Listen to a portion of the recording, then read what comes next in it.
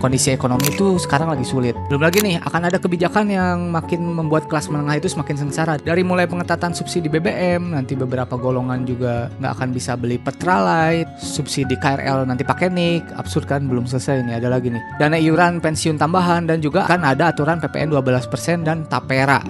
Di video ini kita akan membahas kelas menengah yang sengsara dihimpit dari atas dan bawah.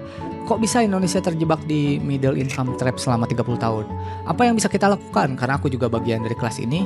Jika ingin keluar dari kesengsaraan ini di tengah krisis ekonomi yang makin terasa, kita harus apa? Jumlah penduduk Indonesia per tahun 2024 mencapai sekitar 280 jutaan penduduk. Dari jumlah itu, sebagian besar diisi oleh kelas menengah. Berada pada kelas sosial yang sebenarnya dibilang miskin juga enggak, tapi kaya juga enggak. Mereka tuh enggak terlalu kaya untuk menikmati hidup, tapi mereka juga enggak terlalu miskin untuk dapat bantuan dari pemerintah. Kaum menengah ini bisalah makan enak mungkin sebulan sekali di restoran, tapi sehari-hari makan tahu tempe, kangkung, ayam sesekali gitu ya. Tapi coba aja kalau kalian mau makan daging misalnya, makan enak lah, pasti harus mikir ulang karena pengeluaran yang terbatas. Kelas menengah kepepet di antara memenuhi kebutuhan hidup yang semakin mahal dan keharusan bayar pajak yang tetap jalan meski gaji sebenarnya lebih dikit dari batas bayar pajak yang murah gitu ya. Jadi nggak heran sih kalau banyak orang yang bilang kelas menengah itu serba salah. Kita juga di sini bisa lihat dari sisi pendidikan ya. Kelas menengah itu biasanya udah mulai melek, kualitas pendidikan tuh harus bagus gitu. Tapi sekolah negeri yang berkualitas terbatas, pilihannya ya mungkin swasta, tapi harganya ini juga bingung gitu, bayarnya gimana, biaya sendiri nggak cukup, tapi minta bantuan dari pemerintah juga sebenarnya nggak miskin-miskin banget gitu. Nah, anak-anak kelas menengah itu juga jadi korban. Mereka itu susah dapat beasiswa yang sifatnya keringanan biaya pendidikan. Padahal realitanya penghasilan orang tua mereka juga sebenarnya pas-pasan, tapi tetap dianggap orang yang mampu bayar. Dari berbagai penderitaan itu atas bawah, pemerintah juga masih menerapkan kebijakan yang gak berpihak pada kelas ini. Bayangin aja, mereka udah jelas pas-pasan bakal kena beban lebih besar karena harus beli BBM yang non subsidi yang lumayan mahal. Belum lagi ada subsidi KRL nih, rencananya bakal pakai NIK. Ini absurd banget karena subsidi yang harusnya memudahkan akses transportasi justru dibikin ribet sama pemerintah untuk yang setiap harinya naik KRL kan kelas menengah juga tuh untuk kerja. Gaji mereka tuh dipotong sana-sini buat program-program yang belum tentu mereka mendapatkan manfaatnya. Niat pemerintah mungkin baik, tapi ada dampaknya nggak sih buat kelas menengah? Mereka bakal makin tertekan karena penghasilannya nggak nambah, tapi potongan dan tagihan makin bertambah. Di saat semua harga barang naik, kebijakan-kebijakan ini tuh bikin kelas menengah makin terjebak dalam kondisi yang sulit. Buat berkembang, buat semakin naikkan level income mereka itu sangat sulit gitu. Menggali dan mengais-ngais pendapatan dari kelas menengah ya, berbagai iuran tadi gitu, tanpa melihat kondisi real yang mereka itu sekarang sedang daya belinya melemah, kan mereka akan turun kelas, tunda sajalah gitu ya, sampai kemudian situasi ekonomi agak membaik.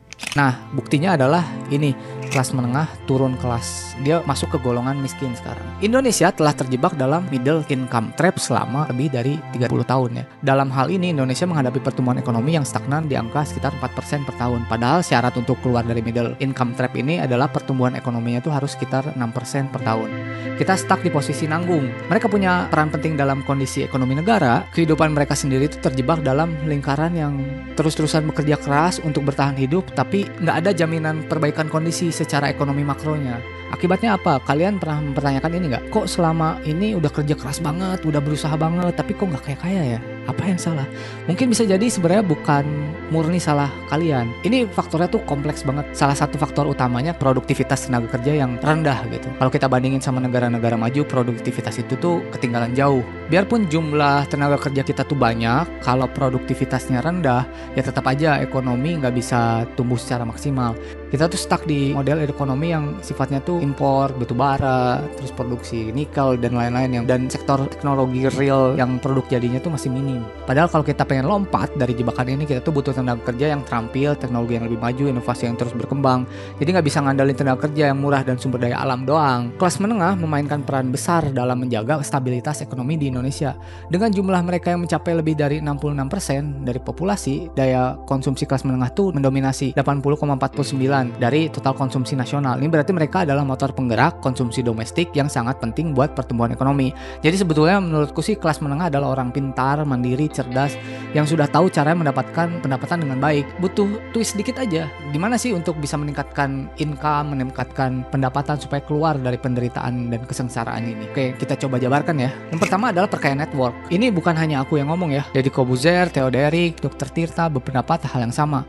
Mereka bisa mencapai titik sekarang itu karena network. Jadi gunakan berbagai cara untuk meningkatkan relasi kalian, dikelilingi oleh orang-orang yang sukses juga. Kalau kalian bertanya misalnya, kok susah banget dapat relasi yang bagus? Aku nih sekarang stuck banget nih untuk dapat relasi yang bagus. Jawabannya ada di nomor 4. Jadi jangan skip video yang ini ya. Lanjut nomor 2 adalah jangan berhutang ataupun kredit. Jika dirasa sangat gak urgent, sebisa mungkin kalian jangan kredit atau berhutang. Salah satu sumber kesengsaraan kelas menengah adalah utang. Harga rumah yang melambung tinggi bikin kita terpaksa ambil KPR. Belum lagi kebutuhan seperti kendaraan juga sering dibeli dengan sistem kredit. Akibatnya kita terjebak dalam rantai utang yang gak ada habisnya. Kalau ditambah lagi dengan kenaikan harga kebutuhan pokok, biaya pendidikan yang makin mahal, biaya kesehatan yang terus meningkat, hidup kelas menengah itu makin akan terasa sangat berat. Kita tuh harus berjuang keras supaya gaji pas-pasan itu bisa cukup. Gimana caranya kita pos-posnya diatur lah. Sementara harga tuh terus-terusan naik dan gaji tetap aja segitu-segitu, nggak naik signifikan gitu. Selanjutnya adalah hindari investasi dengan iming-iming yang punya jaminan cepat kaya. Kelas menengah ini biasanya cukup pintar, biasanya punya mimpi dan tujuan untuk memperbaiki kondisi keuangan. Tapi cara-caranya kadang agak salah nih, seperti pingin cepat kaya dan akhirnya tertarik sama investasi bodong atau skema cepat kaya yang bertebaran lah banyak di internet gitu. Para penipu tuh paham banget kalau golongan ini tuh punya sedikit duit lebih dibandingkan golongan bawah, tapi nggak punya mindset atau proteksi kayak orang kaya. Makanya banyak korban penipuan tuh datang dari kelas menengah. Padahal udah kerja keras, udah bisa nabung sedikit, malah kena penipuan bodong, investasi bodong, kan sayang gitu. Jadi hati-hati ya. Nomor 4, investasi yang paling ultimate yang nggak bisa dicuri, yaitu pendidikan dan ilmu. Nelson Mandela pernah bilang, pendidikan adalah senjata paling ampuh yang bisa kalian gunakan untuk mengubah dunia. Mengubah dunia aja lewat pendidikan bisa, apalagi mengubah nasib dan takdir diri kita sendiri gitu. Meningkatkan value diri itu adalah investasi yang returnnya pasti balik dan untung berkali lipat. Kalian bisa mulai dengan ikut pelatihan, baca buku, ambil kursus online, kuliah lagi, atau dapetin sertifikasi yang bisa nambah skill kamu. Dengan nambahin value diri, kamu bisa punya daya tawar yang lebih tinggi di dunia kerja atau bisnis. Semakin kamu pintar dan punya skill, semakin banyak juga peluang yang bisa kamu dapetin. Orang-orang sukses secara finansial yang lain biasanya ngelirik mereka yang punya value lebih dan bakal membantu kamu buat jadi punya network juga sih sebenarnya. Jadi punya teman-teman network yang keren-keren juga yang bisa menular ke kitanya. Kalau ada saran-saran lain yang sangat membantu, bisa kalian komen ya.